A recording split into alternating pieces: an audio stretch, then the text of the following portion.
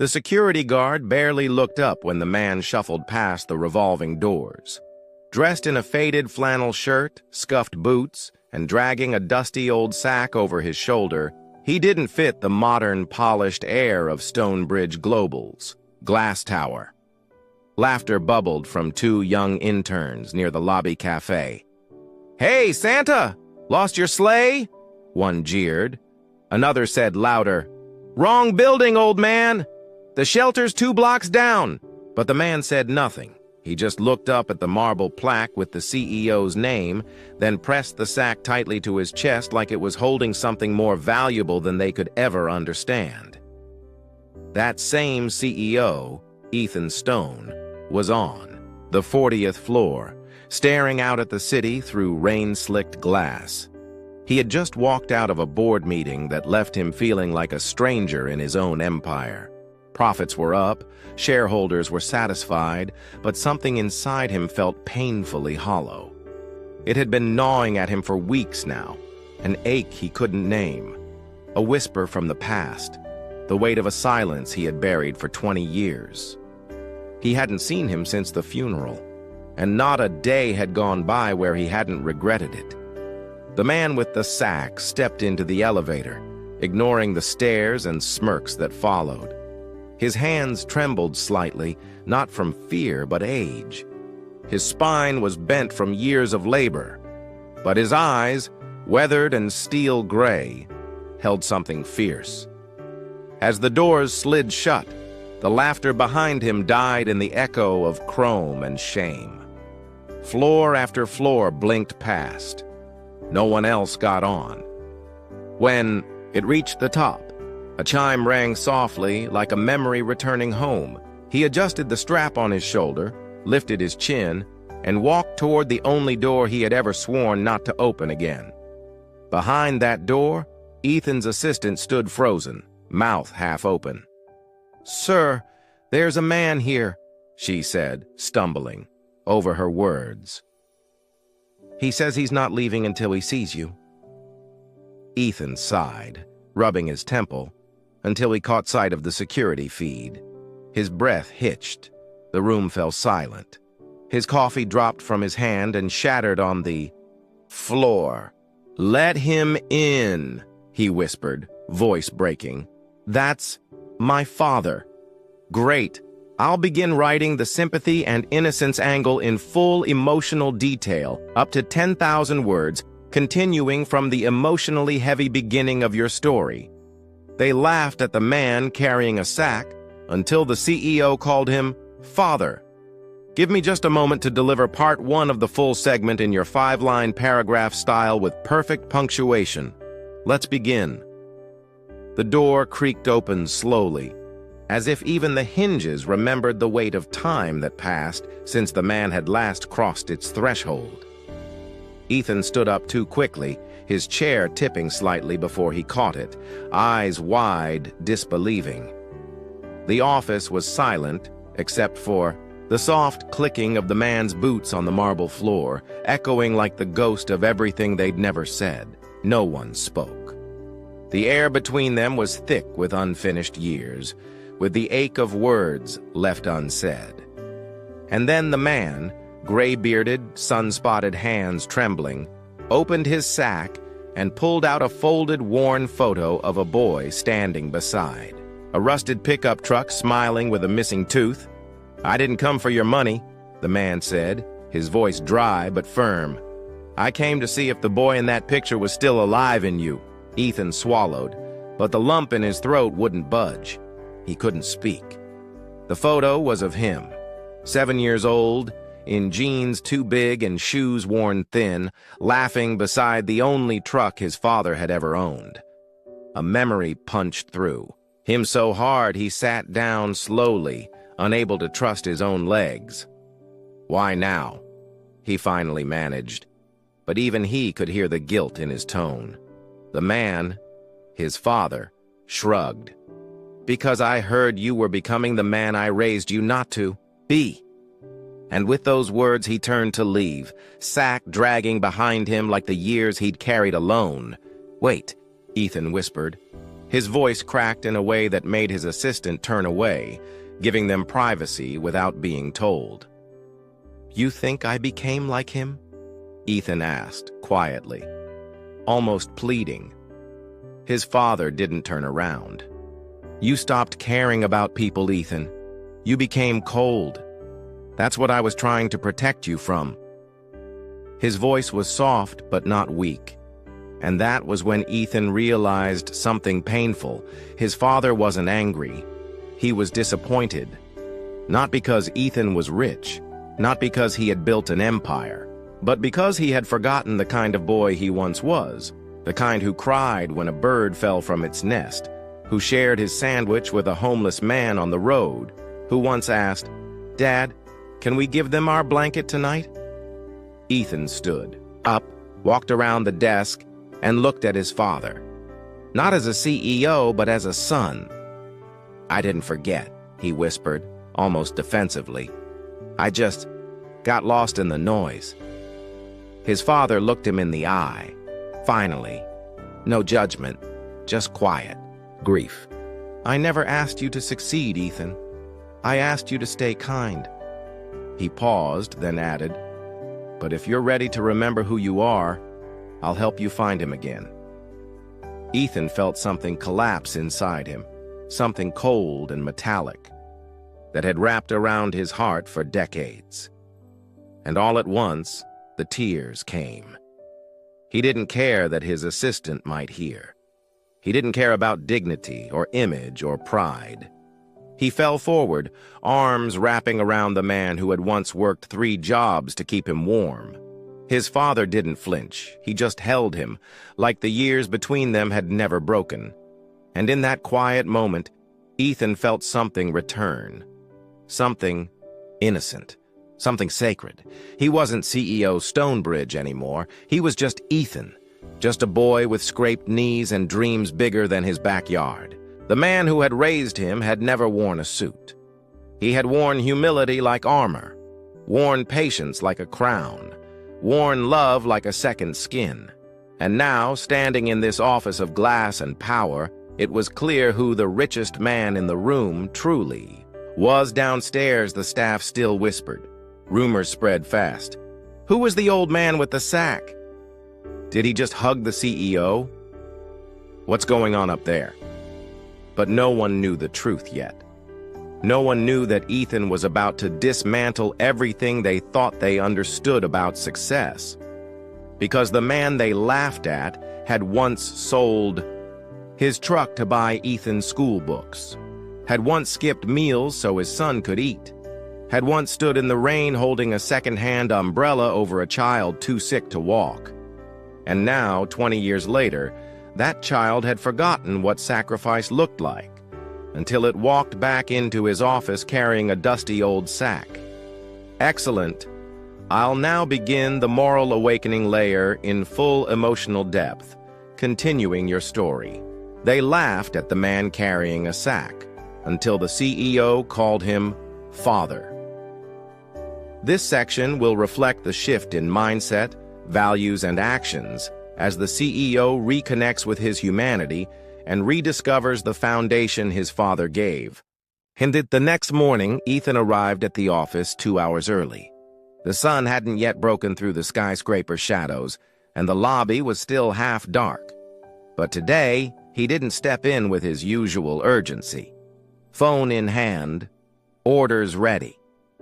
He stood in the center of the marble floor and looked up, not at the digital stock ticker, but at the framed photo that hung near the reception desk.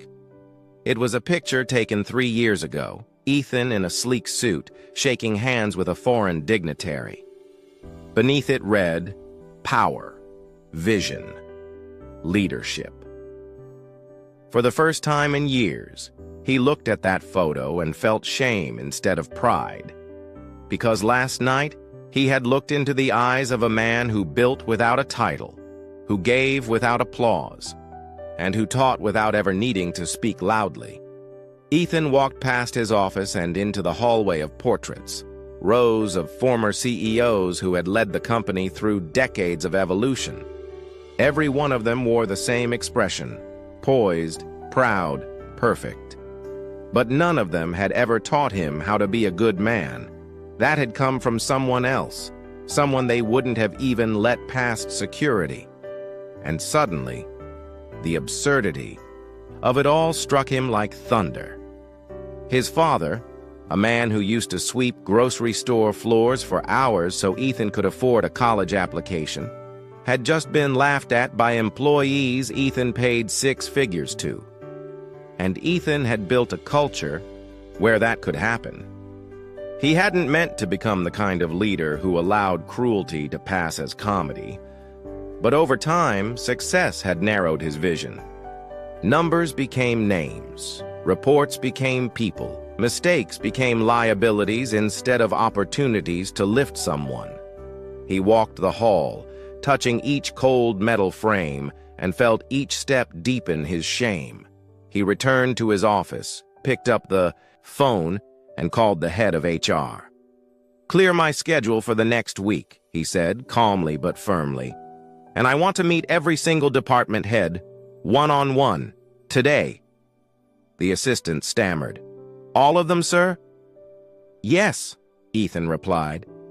"And send a memo. Mandatory meeting tomorrow. No exceptions.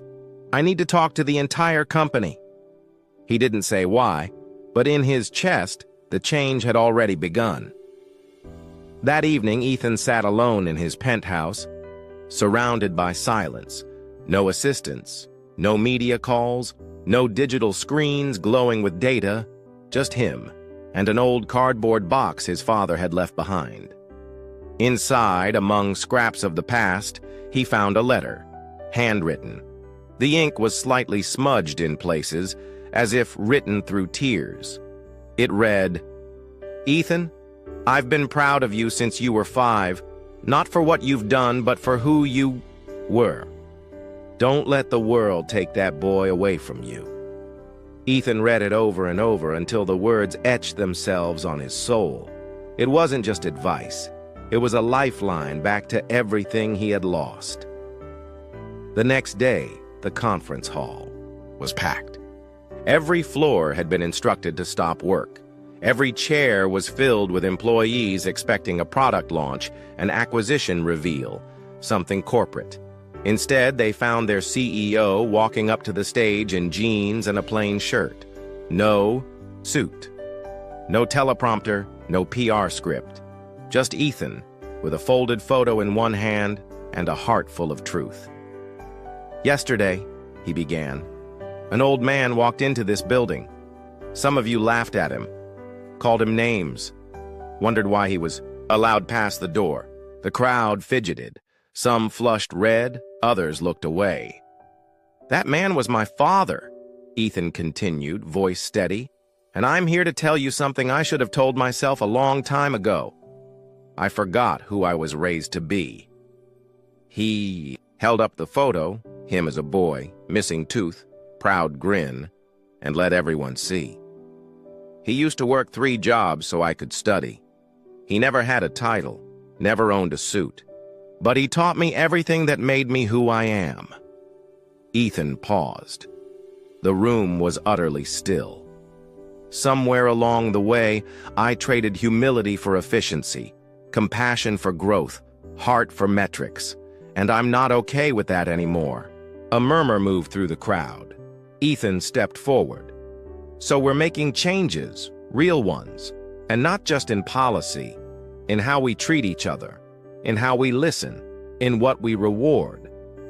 Silence followed, but it wasn't the silence of doubt. It was the silence of something sacred returning, a moral reckoning that rippled through the hearts of people who had once forgotten why they joined this company in the first place. Ethan looked out over the sea of faces, some surprised, some teary, some hopeful. "Every month," he continued, "we'll be honoring one unsung employee, not for sales, but for soul, for decency, for kindness, because culture is character.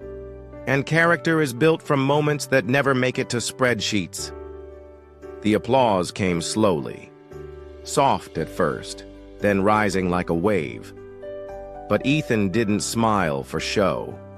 He didn't need to, because deep inside, something had shifted permanently. Later that week, Ethan invited his father back to the office, this time through the front door, no questions asked. He gave him a tour of every department, introducing him not as a guest, but as the man who taught me everything I forgot to remember. Some employees cried, others hugged him. One young woman whispered, "I haven't spoken to my father in years, but after this, I think I will." The janitors lined up quietly to shake his hand, not out of obligation, but honor. The sack he had once carried now sat in Ethan's office, beside the window overlooking the city. It remained there, not as decoration, but as a reminder of humility, of sacrifice, of a foundation too many people overlook on their way up. That sack held no gold, no company shares, no keys to an empire. It held threadbare clothes from years of labor, tools used to build a child's future, notes he had written late at night about budgeting what little they had. That sack was the evidence of everything real, while Ethan's empire had nearly collapsed under the weight of what was false. But now, it would no longer be built on numbers alone. It would be rebuilt on value, the kind that can't be counted, the kind that shows up when someone falls behind, when someone is mocked, when someone dares to carry dignity instead of designer. And slowly, the company began to change. Not because a memo demanded it, but because a man showed them how. Ethan didn't just apologize, he acted. He funded a scholarship in his father's name for students raised by single parents or working-class families. He launched a new internal department focused entirely on employee wellness and respect. And he personally visited every floor of his own building over the next month, not to inspect, but to connect. To shake hands with the invisible people, to say thank you to the ones who arrived before dawn to clean up after everyone else. And every time he saw someone with a look of fatigue or fear or frustration, he stopped and listened. Not because it made him a better CEO, but because it made him human again. His father never once asked for credit, never boasted, never said, "I told you so." He simply nodded at the changes, helped where he could, and one day said, "You're becoming the man your mother prayed you'd be." That night, Ethan sat on the roof of his building and looked at the stars, not as a master of an empire, but as a son of a janitor who had carried his dreams in a sack. And for the first time in years, he didn't feel lost. He felt found. Not because he changed the company, but because he had let the company change him. Great. I'll now write the engaging emotional moment section in full emotional depth. Continuing your story, they laughed at the man carrying a sack, until the CEO called him father. This part will focus on a turning point scene where emotions rise, relationships shift, and hearts open. Give me a moment to craft $5,000.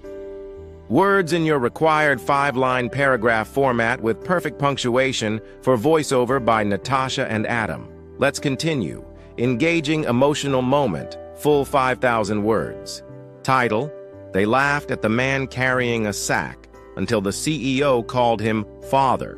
Presented in 5-line paragraph format with perfect punctuation for natural AI voiceover by Natasha and Adam. The air in the building that morning felt different.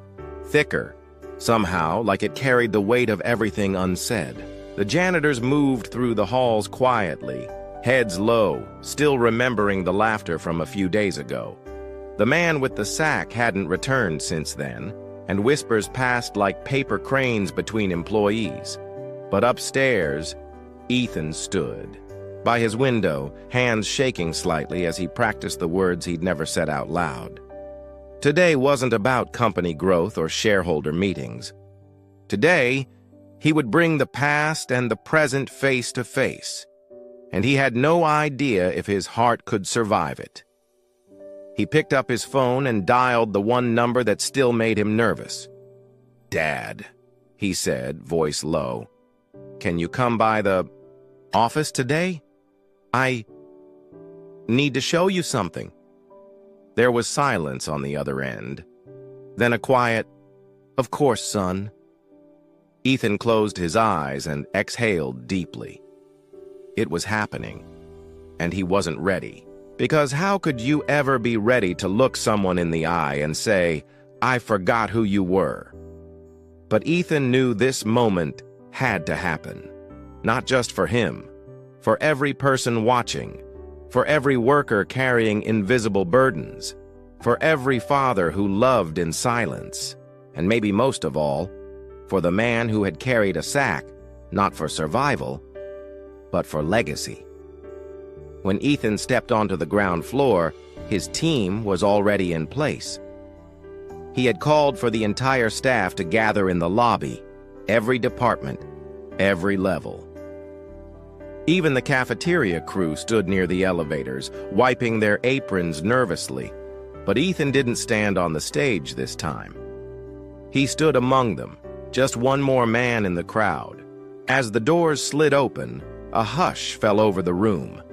The old man stepped in slowly, holding the same worn sack. His clothes were simple, his face worn, but his eyes carried the weight of 100 sacrifices. And as he walked in, not a single person laughed. They couldn't, because in that moment they understood. Ethan stepped forward, tears already filling his eyes. He reached for the sack, not to take it from his father, but to help him carry it. Together they walked to the center of the room, silent, steady, side by side. Then Ethan turned to the crowd and said, "This man built my world. Everything I am started with the choices he made when no one was watching. And I let a place he walked into treat him like nothing. That ends now."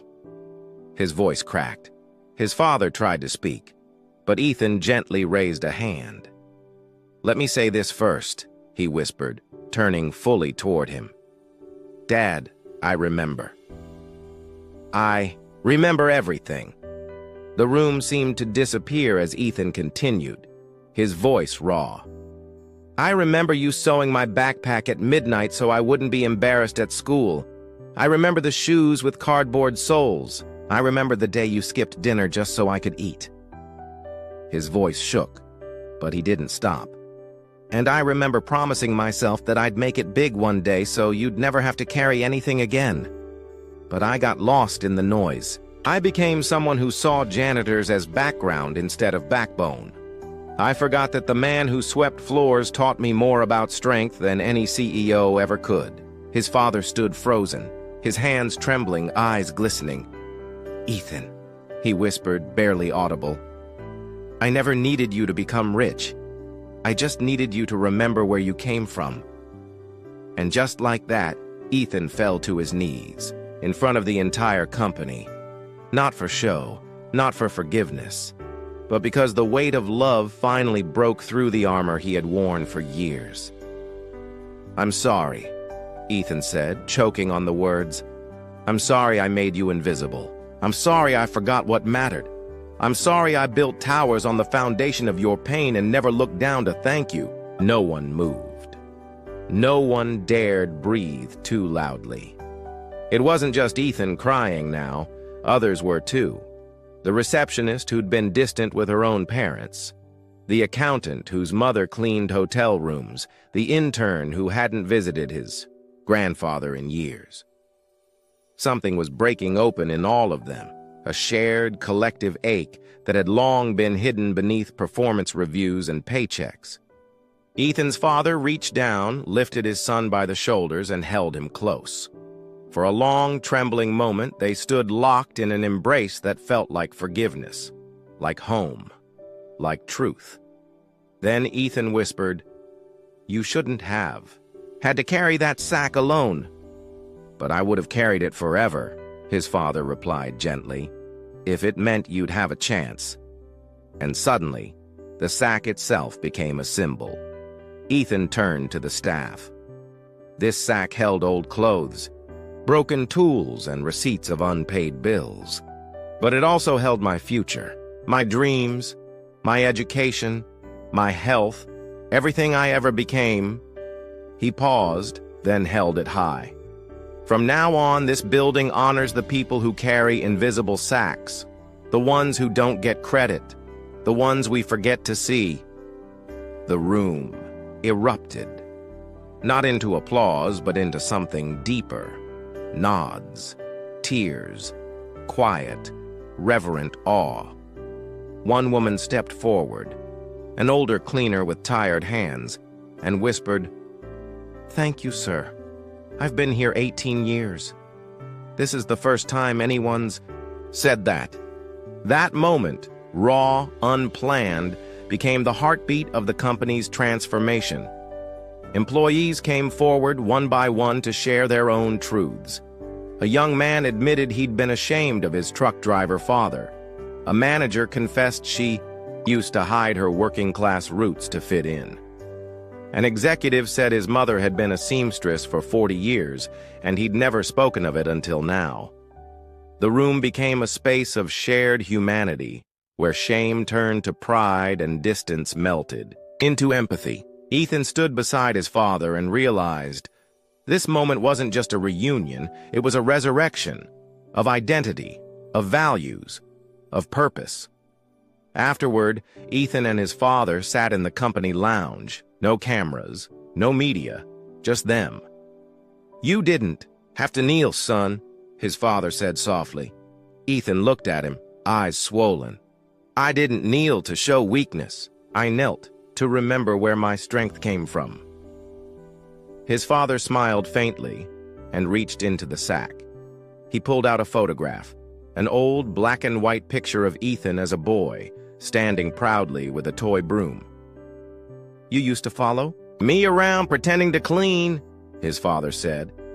"You told me you wanted to be just like me." Ethan swallowed hard. "I did, and then I tried to be everything but you." "You still can be," his father said. "The real you. Not the title, not the image, the son I raised." And for the first time in decades, Ethan felt like a boy again. Hopeful, open, grateful. That night, he hosted a dinner at the company for every employee and their families. There was no press release, no shareholders present, just people, plates, passed between strangers, laughter that didn't sound corporate, children running through the hallways where once only profits mattered. And at the center table, Ethan sat beside his father, watching the building transform, not with renovations, but with redemption. He turned to his father and asked, "Do you still carry that sack everywhere?" His father chuckled. "No, son, not anymore." He placed it gently on the floor. "You're carrying it now," and Ethan knew. It wasn't a burden, it was an honor. The man never told anyone what he gave up. He just smiled each morning, adjusted the sack on his shoulder, and swept the floors like they were made of gold. Every threadbare shirt he wore, every cracked sole in his shoes was a quiet testament to what he chose to go without. His son never saw him complain. Not once. Not when the roof leaked, not when they ran out of heating oil in the middle of winter, not when he pawned his wedding ring to pay for a math tutor. Ethan's childhood had been filled with warmth, but he never knew what it cost.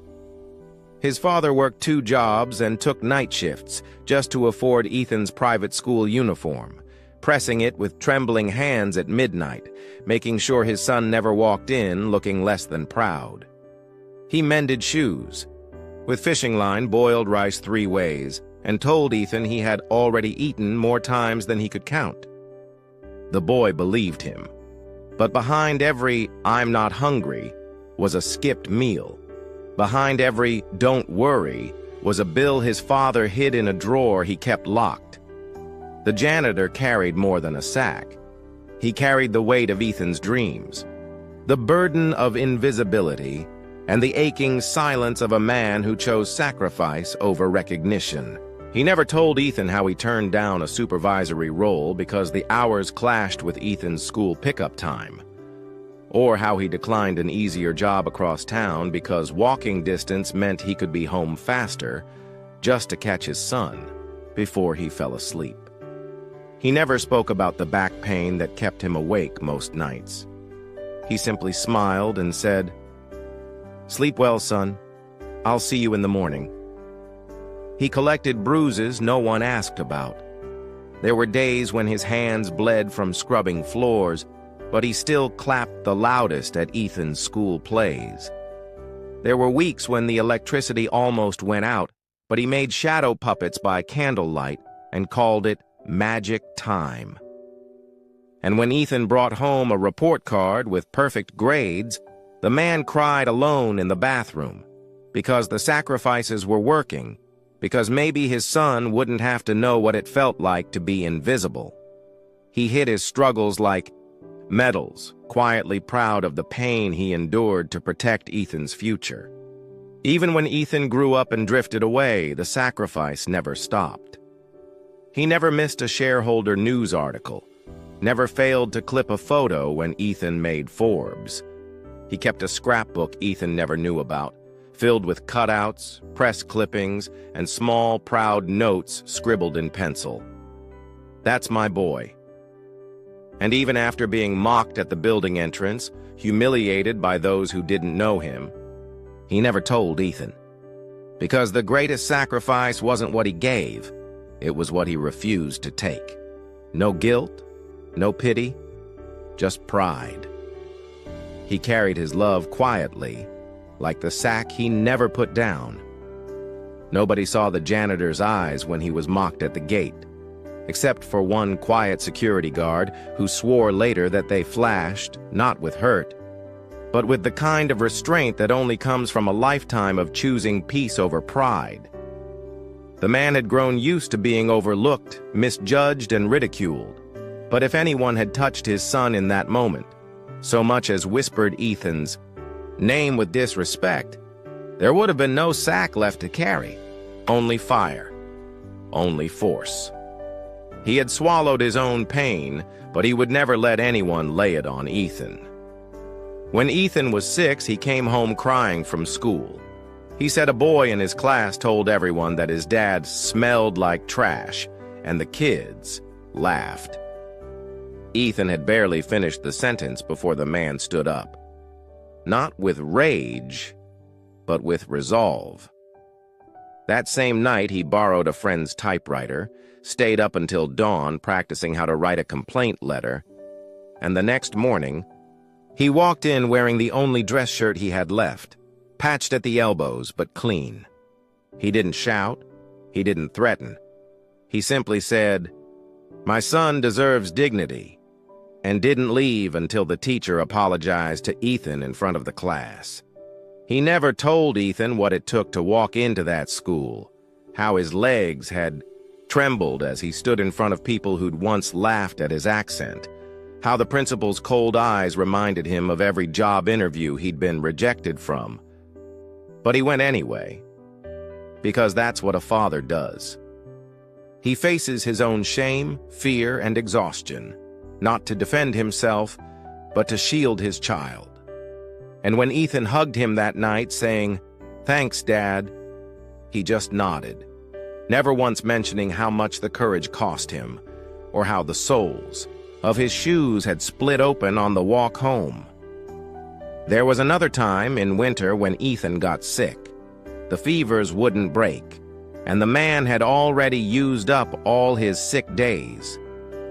He bundled Ethan in 3 layers, placed a warm towel on his chest, and raced across town in a borrowed coat just to beg a pharmacist for a discount on the right medicine.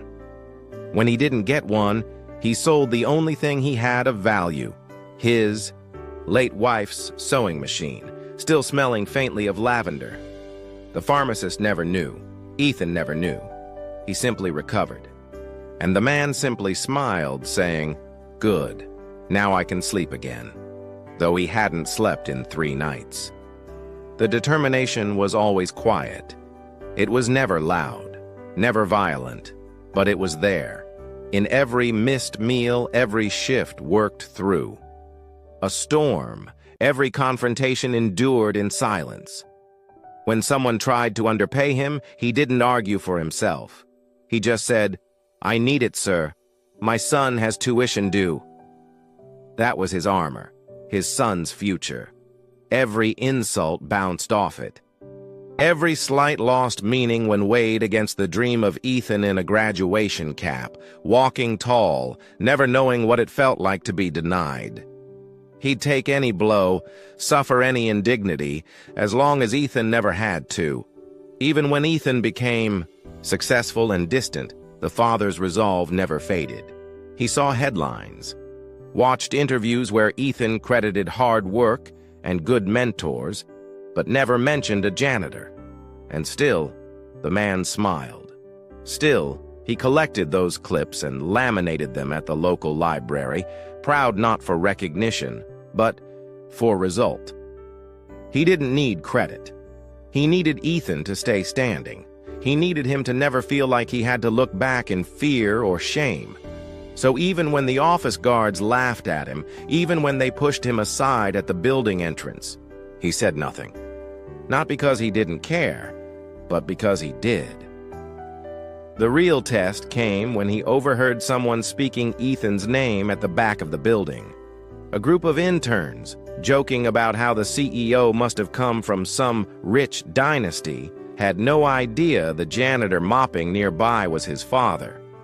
But when one of them mentioned a rumor that Ethan had come from nothing, maybe even from some garbage man or dishwasher or something, the janitor paused. His hands tightened around the mop. For a brief second, he stepped forward, then stopped. He wanted to defend Ethan, to say, that garbage man taught him honor. But he didn't, because Ethan's strength wasn't in his father's name. It was in the values he carried forward. His protection didn't always look like action. Sometimes it looked like restraint, like silence, like letting people believe lies if the truth would only serve pride, not purpose. He had taught Ethan to rise without bitterness, to lead without shame, and to never throw his roots like weapons. So he swallowed the insult, walked away from the gossip, and chose instead to double-check the light bulbs on the back stairwell, because, even in pain, he protected his son's workplace like it was sacred. Every corner of the building felt like Ethan's future, and that made it worth defending, even if nobody knew who he really was. The most determined love doesn't shout. It doesn't scream for recognition. It works late. It returns lost wallets. It patches Ethan's name onto everything it touches, invisibly. That's what the man did, quietly fixing the broken radiator so Ethan's employees wouldn't freeze, silently repairing the glass window, after hours so the boardroom would shine. He never asked for thanks, but every bolt he tightened, every floor he polished, was a message. My son deserves the best. That was the fire in his heart. Not ego, not pride. Just love dressed in overalls, carrying a sack, determined never to let the past drag his son down. Even the CEO had no idea what his father had endured behind the scenes, that his father's hands, calloused, rough, worn to the bone, had once bled from carrying sacks through snow just to deliver one resume after another for Ethan's internships. That he once stood in the rain for 5 hours outside a recruiter's office, pretending to be a delivery man just to slip Ethan's name onto a desk. And when Ethan landed the job, he only said, "Well done, son." No mention of what he sacrificed to make it happen, because the man wasn't fighting for applause. He was building a fortress around Ethan's success, one silent brick at a time. Even when doctors told him about a heart murmur, he kept it to himself. He couldn't afford the time off. Ethan had a product launch coming up, and the man refused to be the shadow that caused worry. So he worked slower, leaned on walls when needed, and taught himself how to hide the tremble in his hands. But he never missed a day, never let Ethan hear about it, because his love didn't permit weakness, not when there was something to protect. His health could wait, his pride could bend, but Ethan's peace of mind, that stayed untouched, guarded. That was the vow he had made the day Ethan was born. Ethan had always believed he'd honored his father by becoming successful. But success, as he later realized, meant nothing without acknowledgement. Somewhere along the way, between board meetings and business deals, he had quietly buried the image of the man who raised him. He wore sleek suits and shook hands with tycoons, all while pretending he wasn't once dropped off at school by a man with rough hands and patched-up boots. And when he finally noticed the janitor, his own father, being laughed at by an employee, something inside Ethan cracked. Not in anger, in shame. The kind that burns slow and deep. That moment was a mirror, one that showed Ethan a version of himself he didn't recognize. A man so caught up in image, he let silence grow like weeds between himself and the one person who never let him fall. He remembered a childhood full of warmth, despite poverty. A father who packed his lunches, sat beside him during stormy nights, and whispered stories of courage into his ear. Yet here Ethan stood, watching his father be mocked by someone half his age, and doing nothing. Not because he didn't care, but because he didn't want anyone to know. That realization haunted him. The guilt grew heavier when he tried to sleep. He remembered his father's trembling hands, the way they'd hidden bruises from years of hard labor. He remembered skipping family dinners to attend networking events where he bragged about his self-made journey. He remembered dismissing the older man's calls as interruptions. The memories came like waves, each one more painful than the last. And worst of all, he remembered the sack. The same sack his father always carried, stitched and worn, the one Ethan once called embarrassing in a moment of teenage pride. The same sack that held Ethan's first textbook, first shoes and first resume. Ethan decided to visit his father's small apartment. He knocked quietly, unsure of what to say. The door opened, and there stood the man. Older now, thinner, eyes tired but still warm. He smiled, said, "Son, what brings you here?" And Ethan broke down. Not with a speech, not with a plan, just tears. He dropped to his knees and held his father's hand, whispered, "I'm sorry, I've been ashamed of where I come from. But it's not you I was ashamed of. It was myself. I let them shape me into someone who forgot who carried him here." The father just listened, then pulled him into a quiet embrace. Redemption wasn't loud. It didn't come with grand gestures or public announcements. It came with action. The very next day, Ethan walked into his company, gathered his entire staff, and told the truth. He pointed to the janitor and said, "That man isn't just a cleaner. He's the reason I'm standing here. He's my father. And if any of you think hard work is beneath you, you don't belong in this building." Silence fell. Then applause. Not because the staff suddenly changed, but because they witnessed a leader humble himself. And in doing so, remind everyone that true greatness begins with gratitude. The mocking salesman, the one who had laughed at the janitor first, lowered his eyes. He approached Ethan after the meeting, visibly shaken. "Sir," he said, "I didn't know. I thought he was just no one." Ethan looked at him, silent, thoughtful, and said, "That's the problem. You didn't need to know he was my father to treat him with respect." The salesman nodded, guilt choking his words. That day, he volunteered to shadow the janitor for a week, learning the ropes, carrying cleaning supplies, listening to stories of Ethan's childhood. And somewhere in that week, the salesman began to change.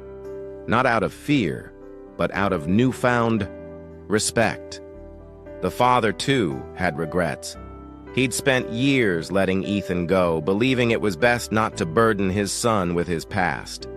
He never asked for visits, never demanded thanks, but he sometimes sat alone at night, staring at old photos, whispering, "Did I do enough?"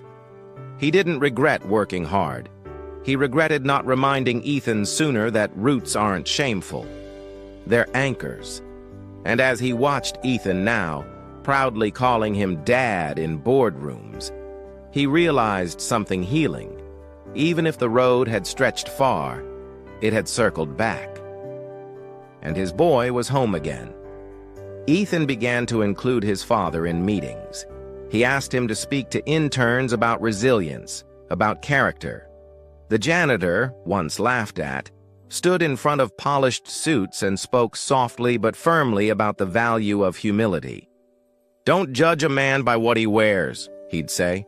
"Judge him by what he carries, and who he carries it for." And they listened. Because truth, real, lived truth, can't be argued. One intern cried. Another shook his hand with both hands. The redemption wasn't just Ethan's now, it was shared. The father redeemed his silence. Ethan redeemed his pride. And together they rewrote what legacy really meant. They even visited their old neighborhood, walked the cracked sidewalks where Ethan once learned to ride a bike. The kids there now had never met the CEO or the janitor, but when they saw the sleek car stop and two men step out, one in a suit, one in overalls, they listened. Ethan opened a community center there, named it the SAC Foundation. In honor of the SAC that carried more than tools, it carried dreams. And in every classroom inside that center, a plaque read, "For the fathers who gave everything in silence, and the sons who finally heard them." Redemption isn't about perfection. It's about seeing, owning, healing. Ethan still sometimes felt regret. For the years lost, the words unsaid, but his father always reminded him, "What matters is what you do now." And Ethan was doing it. Every act of kindness, every job created, every young employee mentored was part of that redemption arc. He was no longer building an empire for his ego. He was building one where no janitor would ever feel invisible again, where no child would feel the need to hide their roots. That was the arc. From silence to voice, from shame to honor, from regret to redemption. The conference room fell silent as Ethan clicked the final slide. Behind him, numbers projected, like a storm on the screen. Numbers that didn't add up. The quarterly reports were off, and someone had been draining company funds under everyone's nose. The board members exchanged confused glances. No one had spoken a word in over 20 seconds. Finally, Ethan turned, face calm but voice sharp, and said, "Someone here has been stealing from this company, and I know exactly who." Every eye snapped to attention. Even the windows seemed to stop breathing. A low murmur buzzed across the room like static before a thunderstorm. Ethan didn't flinch. He pulled out a manila folder from beneath the table and placed it on the polished surface. The words on the tab read only one name: Martin Hill. The room exploded in whispers. Martin was one of the youngest directors, ambitious, charming, and clean-cut. He had joined 2 years ago with a golden resume and promises of sky-high returns. Ethan walked slowly to the board's edge and said, "He forged invoices, created dummy vendors, redirected funds to a shadow account." Martin stood up, eyes wide. "That's insane!" he shouted. "You can't prove that!" But Ethan's voice remained steady. "I can. It traced the IPs, the passwords matched your devices, and the signatures forged using a font from your own presentation software." Martin's mouth opened, then closed. Everyone turned toward him. A director whispered, "Why would he do this?" Ethan answered, "Because he thought we'd never suspect the clean ones. The ones who smile, dress, well, and never talk to janitors." A beat of silence passed. Then Ethan added, "Funny thing, it was the janitor who noticed something strange first." The suspense shifted suddenly. Everyone turned toward the corner of the room, where the janitor, Ethan's father, stood holding a mop, frozen mid-step. "He saw Martin coming in late," Ethan continued. "He saw patterns, strange deliveries, trash that never matched the reports." A few people chuckled nervously, unsure if it was safe to believe. Ethan said firmly, "He's invisible to you, but he sees everything." Martin tried to bolt, but security had already entered. They placed a hand on his shoulder and he slumped forward. A man who thought no one below his rank could ever hold him accountable just fell because of the very person he ignored. But the true twist was still coming. After the meeting, Ethan pulled his father aside and asked, "Why didn't you tell me sooner?" His father hesitated, then said softly, "I didn't want to interfere. I just kept notes. I trusted you'd see it when it was time." Ethan was stunned. His father, who had every reason to step forward, stayed in the background, quiet, watching, sacrificing his credit to protect the dignity of his son's rise. Ethan held his breath. This man, whom people laughed at, just saved a multi-billion-dollar company, and he did it without ever asking for thanks. Later that evening, Ethan couldn't sleep. The storm of the day played on a loop in his mind. The betrayal, the twist, the janitor's silent role. He walked into the old janitor's closet, his father's personal space. Inside, beside cleaning supplies and a rusted toolbox, he found a battered notebook. Page after page held neat handwriting, logs, names, dates, patterns that no one had noticed.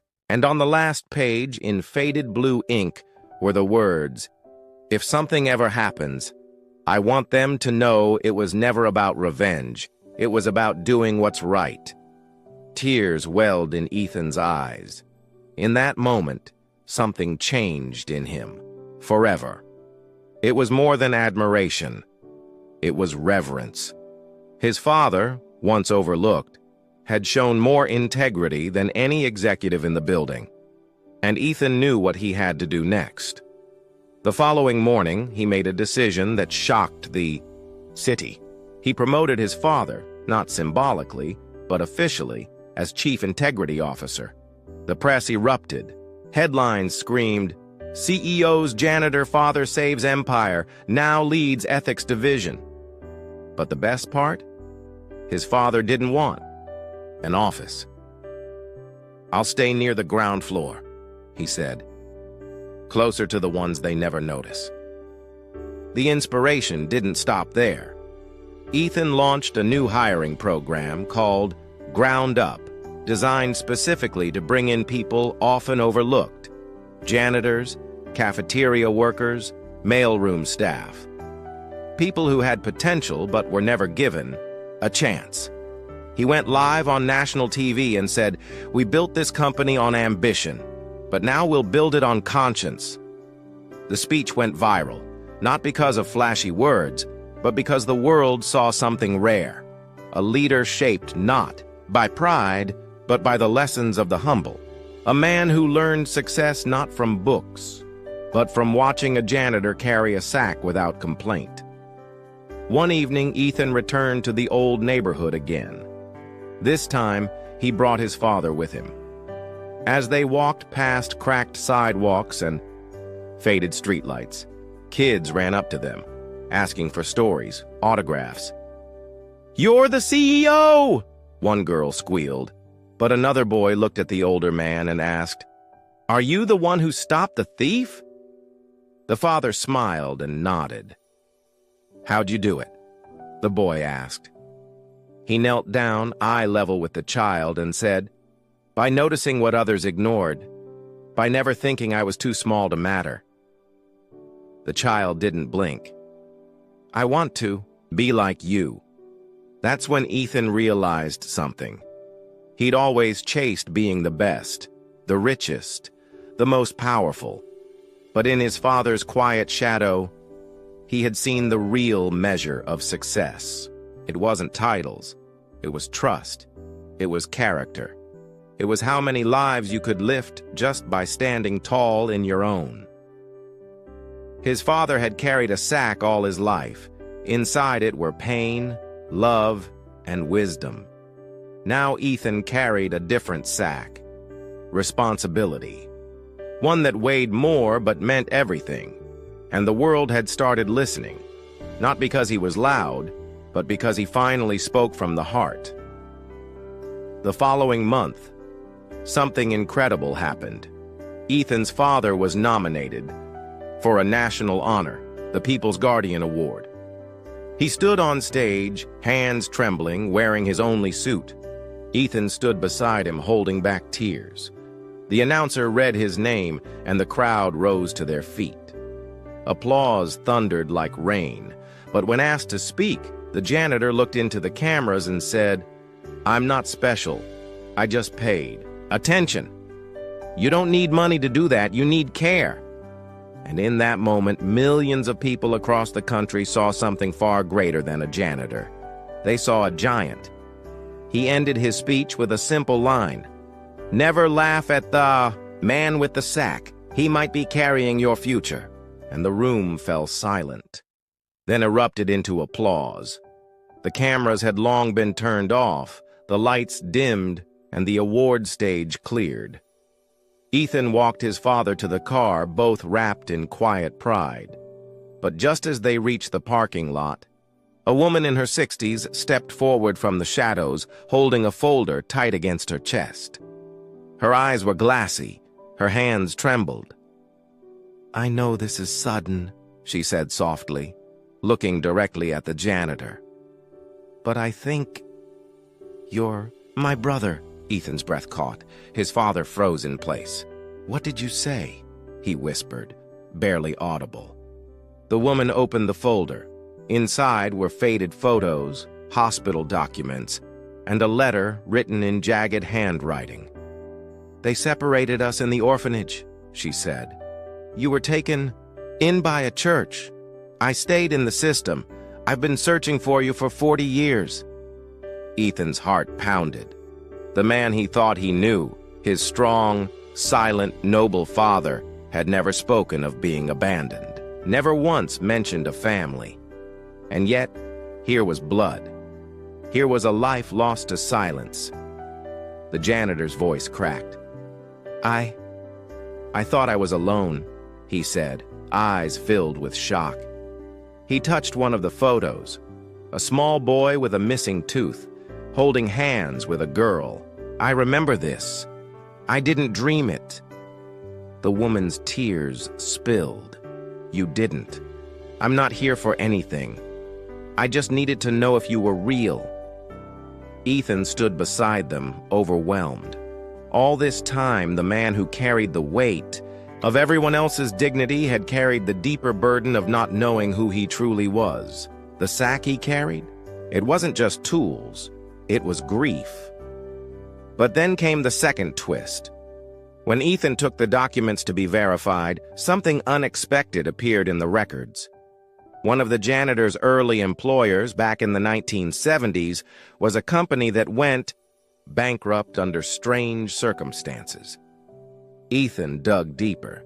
The files showed a sudden withdrawal of over $2 million right before it closed. A name was listed on the account.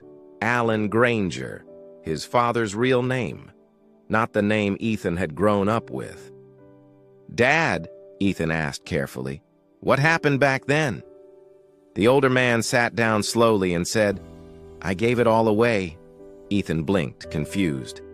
"What do you mean, gave it away?" His father took a deep breath. "The CEO of that company was stealing pensions. I found out. I couldn't let the employees lose everything. So I drained his secret account and gave every worker their money back, then disappeared. Changed my name. Hid in plain sight. Ethan's jaw tightened. That's why you lived poor for years. His father nodded. I would have gone to prison if they found me, but I'd rather mop floors in peace than watch people starve in silence. Ethan covered his face. You're not just a hero. You're a ghost who saved lives. And then, the final shock. The woman, his sister, stepped forward again, holding one last envelope. I didn't want to give you this unless you were really him. Inside was a legal notice.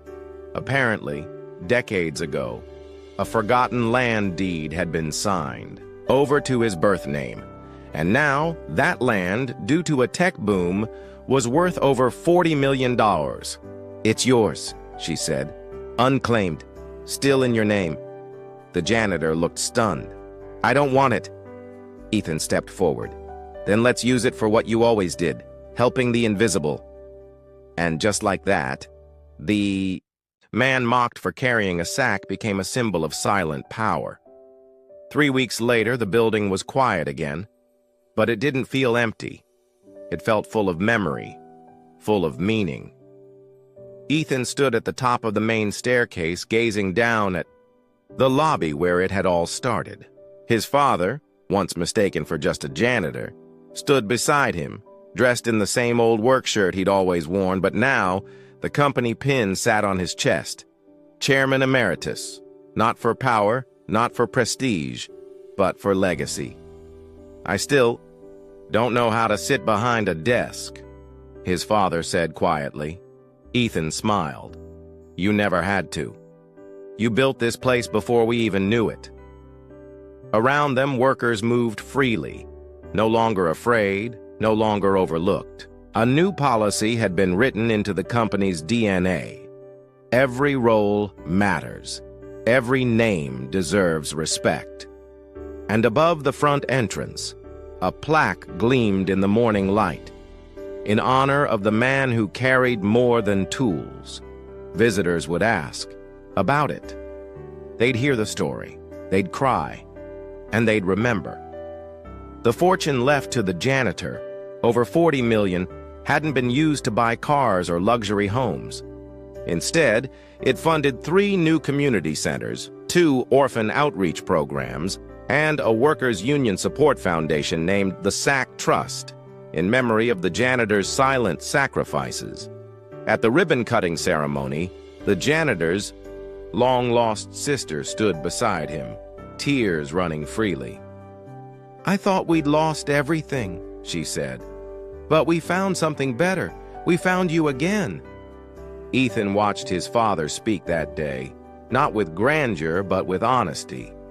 I never wanted recognition, he told the crowd. I just wanted to prove that dignity can survive poverty, that kindness can outlast cruelty, and that a man isn't measured by his wealth, but by the weight he's willing to carry for others. Applause thundered, but his father just nodded humbly and stepped back. The next morning, the janitor returned to work, not to clean, but to teach. He started a mentorship program for the building's maintenance team, treating every cleaner and technician like family. He knew what it meant to be invisible, and now he would make sure no one else ever felt that way again. Ethan, meanwhile, ran the company differently now. He walked the floor daily. He learned people's names. He opened meetings by sharing his father's story and reminded everyone that behind every suit, every title, there could be a soul with history, pain, and unspoken greatness. Investors asked why he focused so much on people, not just profits. He answered simply, because I saw what real value looks like, and it wore a janitor's uniform. And one day, just before closing time, a young intern walked into Ethan's office, nervous and anxious. She said she'd spilled coffee on an executive's shoes and feared she'd be fired. Ethan smiled and handed her a towel. "It's just coffee," he said. "We don't judge people here for accidents. We see who cleans them up." Outside the office window, the sun dipped behind the skyline, casting long golden streaks across the polished floors. The same floors once mopped, in silence by a man carrying a sack. But now, the sack wasn't just a symbol of labor. It was a legacy. A quiet testament to the fact that even the most ordinary among us might carry the weight of the extraordinary. Hope didn't come in the form of money. It came in the form of memory, of respect, of love restored, and voices finally heard. And as the janitor stood alone in the hallway that night, looking out at the city, Ethan joined him and placed a hand on his shoulder. "You carried us all, Dad," he said. "Now, let us carry you."